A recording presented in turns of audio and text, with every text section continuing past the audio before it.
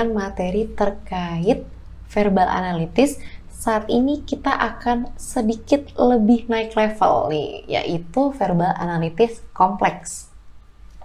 Verbal analytics itu sama ya pengertiannya, mau yang sederhana maupun kompleks.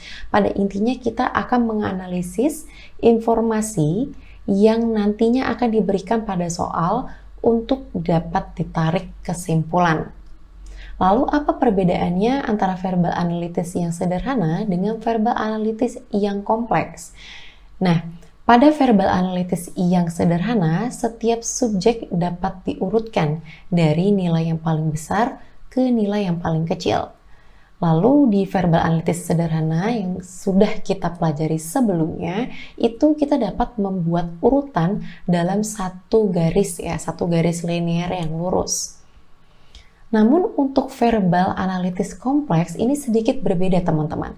Jadi setiap subjek itu dia memiliki keterkaitan dengan subjek dan objek yang lain. Selain itu, pada verbal analytics kompleks dia menggunakan alat bantu tabel atau matriks untuk memudahkan pengerjaan dari soalnya. Berikut ini adalah ciri-ciri soal verbal analytics Berikut ini adalah ciri-ciri dari soal verbal analytics dengan tipe yang kompleks. Pertama, subjeknya itu pasti lebih dari satu dan beberapa di antaranya itu saling berhubungan atau saling terkait.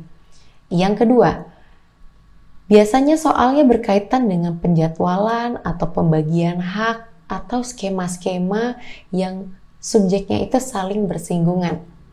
Yang ketiga, sulit bagi kita untuk membaca pola jika hanya diurutkan dalam satu garis lurus saja. Yang keempat, biasanya subjek ini memiliki pola berulang terhadap objek yang lebih dari satu kali, atau informasi subjek pada soal ini biasanya cukup banyak ya. Ini adalah contoh soal dari verbal analytics kompleks. Nah, studi busnya adalah kita dapat menggunakan tabel atau matriks untuk menjawab soal verbal analytics yang kompleks, teman-teman. Memang saat pengerjaannya mungkin memakan waktu yang cukup banyak apabila kita tidak terbiasa. Maka dari itu, perlu bagi teman-teman untuk mahir dan banyak latihan supaya lebih cepat dalam mengerjakannya ya. Dari soal kita tahu bahwa pihak-pihak yang terlibat itu ada Ana, Beno, Cici, Dika, dan Emma. Langsung kita buatkan tabel. Di sini nama-nama pihak atau subjek yang ada di soal dapat dituliskan ke bawah sebagai contoh. Lalu soal ini berkaitan dengan pembagian jus seperti itu. Kalau kita lihat pertanyaannya, di sini kan kita harus mencari tahu nih jus mana yang paling diminati yang melebihi kuota adanya jus tersebut. Maka ketersediaan jus masing-masing kita tuliskan dulu nih di tabel bagian atas. Ada jus kiwi, mangga, jeruk, apel, tomat, dan wortel. Lalu bagaimana cara mengisinya? Kita mengisi matriks ini sambil membaca informasi yang ada di soal, teman-teman. Informasi di soal ini bahwa panitia konsumsi akan membagikan 3 jenis jus untuk setiap peserta pelatihan. Jadi setiap orang akan mendapatkan 3 jenis jus. Baru kita di sini bisa nih tulis angka 3, 3, 3, 3, dan 3. Artinya setiap subjek baik Ana, Beno, Cici, Dika, dan Emma akan mendapatkan 3 buah jus. Lalu di sini juga ada informasi bahwa setiap jus ini hanya tersedia 3 porsi saja. Makanya di sini kita tulis masing-masing jus hanya memiliki 3 porsi saja. Kemudian, saat mengisi pada tabel matriks, ini kita perlu memperhatikan simbol atau tanda yang kita gunakan. Studi busnya adalah jika informasinya sudah pasti atau sudah ada di soal, maka langsung diberi tanda checklist atau tanda silang. Tanda checklist ini atau tanda silang biasanya sebagai pembeda. Di sini sudah ada informasi misalnya, Ana mendapat jus kiwi. Ana itu sudah pasti akan mendapatkan jus kiwi. Oleh karena itu, karena sifatnya sudah pasti dan tidak dapat disanggah atau tidak dapat digunakan asumsi-asumsi lain, sudah jelas-jelas ya tertulis anak akan mendapatkan jus kiwi, maka langsung kita beri tanda checklist. Selanjutnya, informasi pada soal berbunyi, selain kiwi, jus yang diinginkan anak adalah jeruk dan apel. Kalau informasinya sudah pasti, langsung saja kita beri tanda checklist atau tanda silang. Namun, karena di sini masih sifatnya keinginan dan keinginannya si anak ini belum terkabulkan, maka kita perlu memberikan tanda pembeda. Jadi tandanya itu tidak di checklist, tapi tidak kita silang juga dan tidak kita diamkan kosong juga. Jadi ini akan memudahkan kita dalam menganalisis nanti jawaban-jawaban atau kemungkinan jawaban yang mendekati kemungkinan terjadinya suatu informasi. Di sini, karena belum ada informasi yang pasti apakah anak akan mendapatkan jus jeruk dan apel, kita beri tanda pembeda yaitu dengan simbol titik yang melambangkan keinginan. Selanjutnya, Beno tidak mendapat jus tomat, namun ia mendapat jus manggis dan apel. Nah, di sini sudah sangat jelas informasinya, sudah pasti berarti kita bisa langsung mengerjakan.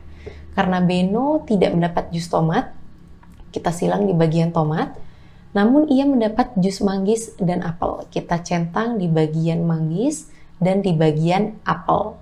Lalu, Dika dan Beno sama-sama menyukai jus wortel. Nah, suatu kesukaan ini belum tentu didapatkan.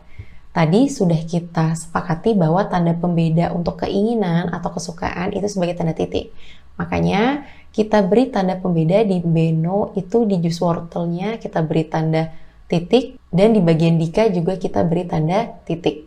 Ada informasi, Cici alergi buah kiwi dan jeruk. Sehingga panitia memberikan jus tersebut kepada Dika. Karena alergi alergi itu sudah pasti tidak bisa mengkonsumsi jus tersebut. Oleh karena itu, Cici sudah pasti tidak akan mengkonsumsi kiwi dan juga tidak akan mendapatkan jus jeruk. Akhirnya informasi yang selanjutnya itu panitia memberikan jus kepada Dika, ini bisa kita langsung tuliskan atau kita buat tanda centang karena Dika ini pasti dapat. Informasi selanjutnya berbunyi Emma dan Cici tidak mendapat jus wortel. Nah, karena di sini juga sudah pasti bahwa Emma dan Cici tidak dapat jus wortel, maka langsung kita beri tanda silang di tabel. Pada bagian Cici dapat kita analisis. Cici itu alergi kiwi, dia juga alergi jeruk. Kemudian ada informasi bahwa si Cici ini tidak mendapat jus wortel. Sedangkan setiap peserta itu pasti akan mendapatkan 3 jenis jus. Sehingga dapat kita asumsikan bahwa Cici ini kemungkinan hanya bisa mendapatkan jus manggis, jus apel, dan jus tomat. Maka pilihan jus yang tersisa untuk Cici itu adalah manggis, apel, dan tomat. Kemudian Emma mendapatkan jus kiwi dan menginginkan jus apel dan tomat. Oke, jadi Emma mendapat jus kiwi, di sini kita beri tanda centang. Namun dia menginginkan jus jeruk dan juga jus tomat. Namun di sini dia juga menginginkan jus apel serta jus tomat. Di sini yang perlu dianalisis adalah jika setiap peserta pelatihan menyukai jus yang diberikan oleh panitia dan ingin mendapatkan jus yang mereka sukai. Nah, maka salah satu dari mereka harus mengalah dalam memilih jus yang mana. Kalau harus ada yang mengalah, berarti peminatnya itu melebihi kuota jus yang tersedia. Kita tahu bahwa kuota jus yang tersedia itu per jusnya adalah 3 gelas untuk 3 orang.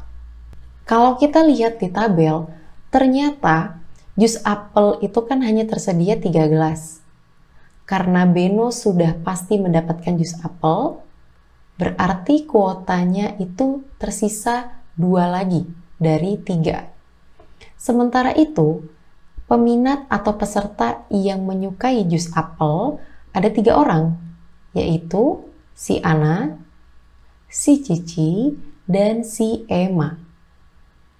Info keterangan di soal menyebutkan jika setiap peserta pelatihan menyukai jus yang diberikan oleh panitia dan ingin mendapatkan jus yang mereka sukai. Ana menyukai apel, Cici tersedianya sisa manggis apel dan tomat, dan Emma juga menyukai atau meminati apel. Nah, karena peminatnya tinggi, sedangkan sisa gelasnya hanya sisa 2, nah berarti salah satu dari ketiganya, yaitu si Ana, Cici, dan Emma, itu pasti harus ada yang mengalah untuk mendapatkan jus apel. Teman-teman studiku, itu dia tadi salah satu contoh cara pengerjaan verbal analitis yang sistemnya itu kompleks menggunakan matriks. Perbanyak latihan dan jangan lupa asah terus kemampuan.